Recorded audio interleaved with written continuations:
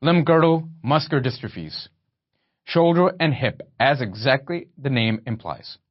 Shoulder and hip girdle weakness. Well, relative sparing once again of the oculum bulbar, and here cardiomyopathy is less frequent. So if you get a situation where you're suspecting muscular dystrophies and has nothing to do with dystrophin, and in fact, if you're looking for dystrophin on your band and you find it, and by you know how to interpret a band is you literally find a band and then you find coloration. And if you find coloration for that particular gene, dystrophin, then it exists. If the band is blank, that means the dystrophin is not there. So if you find the dystrophin is present and you find issues with the shoulder and the hip and the girdle, then you're diagnosed with limb-girdle muscular dystrophy. Cardiomyopathy, much less common. The pathophys here, heterogeneous abnormalities of muscle-related proteins. It is going to be hereditary because this is a dystrophy.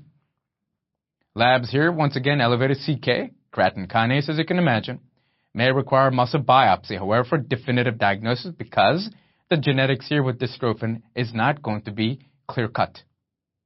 Management here will be supportive. Be familiar with LG muscular dystrophy, please. In this illustration, what is being highlighted for you is the dystrophin.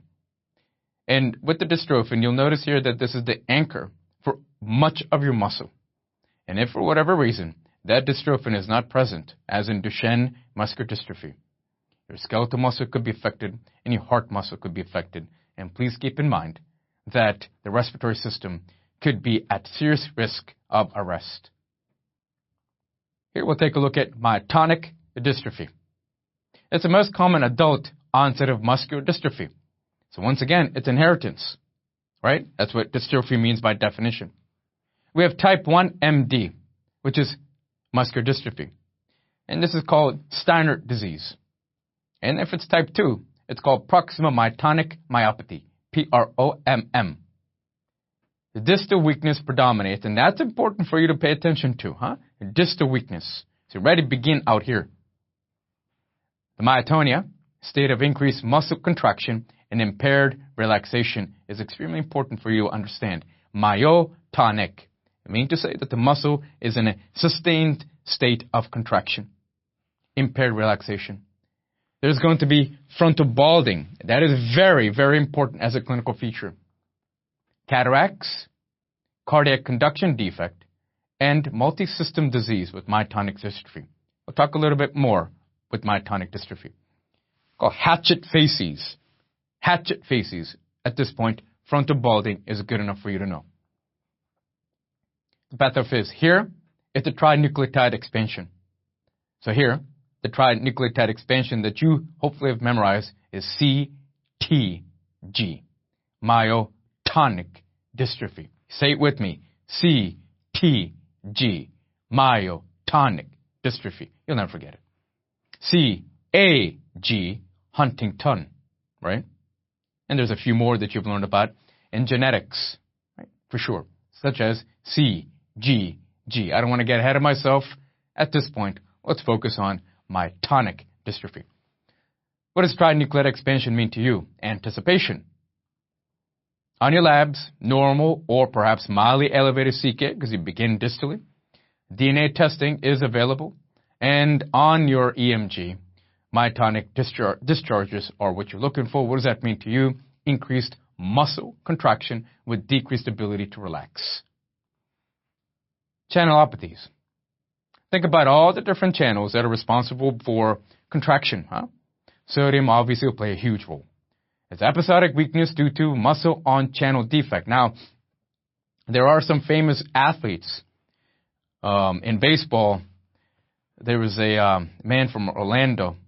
I forgot his name, but he had weakness. And at some point in time, the management got upset with him because they just thought that he was making stuff up.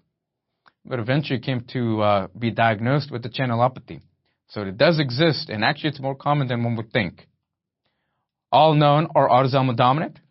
And apart from sodium, you also want to keep in mind hyperkalemic periodic paralysis due to a defect in the sodium channel. And these two obviously will play a role always. Potassium obviously is going to play a role in establishing resting membrane potential.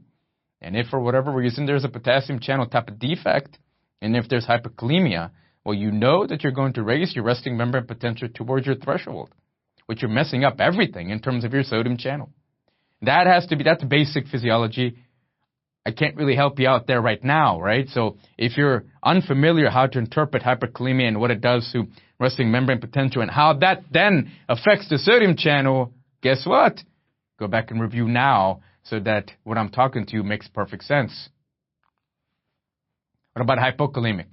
If it's hypokalemic, can I ask you, what happens to resting membrane potential? Good. It becomes hyperpolarized. It gets further away from your threshold. So guess what happens here? Periodic paralysis, once again, due to a defect in sodium or your calcium channel. So all of this must play a role with channelopathies. And whenever you deal with contraction, obviously you're dealing with potassium, sodium, and calcium. You have to. That's how the body functions.